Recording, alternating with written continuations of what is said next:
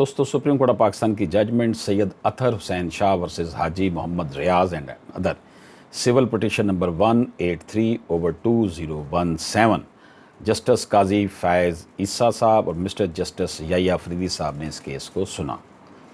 Petitioner filed a suit seeking specific performance of the agreement, but his plaint was rejected due to non-deposit of court fee. Petitioner ने दावा तामील मुख्तस दायर किया इसलिए कि उसका जो दावा तामील मुख्तस डिग्री किया जाए, लेकिन उसकी प्लेंट को, उसके दावे को खारिज कर दिया गया कि उसने कोर्ट फीस नहीं लगाई थी। पिटिशनर ने एक और दावा किया जिसमें उसने सेल डीड को कैंसिल करने के लिए और with regard to his ownership of the property और अपनी प्रॉपर्टी को डिक्लेरेशन के लिए दावा दायर किया। And also sought specific performance of the agreement और एग्रीमेंट की स्पेसिफिक परफॉर्मेंस के हवाले से भी बात की। However he withdraw the second suit and filed the third suit in which he sought specific performance of the agreement and the cancellation of the sale deed along with declaration. फिर उसने दूसरा suit भी withdraw कर लिया और तीसरा suit file किया जिसमें उसने स्पेसिफिक परफॉर्मेंस एग्रीमेंट की जो थी और सेल डीड की कैंसिलेशन डिक्लेरेशन के साथ मांगी थी। The suit was dismissed on the ground of belated. The petitioner through this petition has sought set aside 3 concurrent judgments. तो उसका जो दावा था वो खारिज कर दिया गया।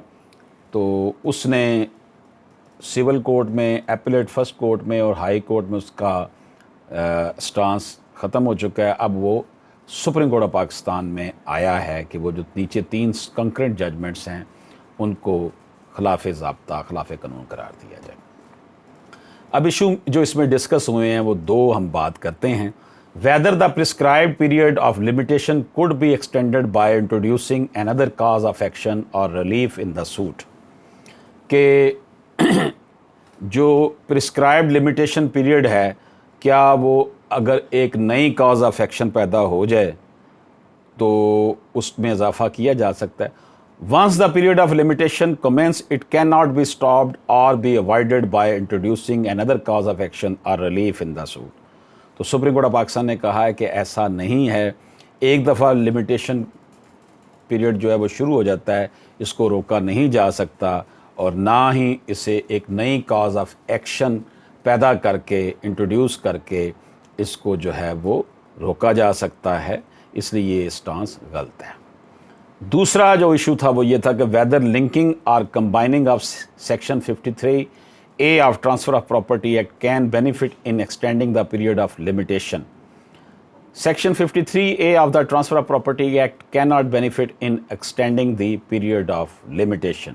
तो सेक्शन 53 जो ट्रांसफ़र ऑफ प्रॉपर्टी एक्ट है कैनॉट बेनिफिट नहीं दे सकता।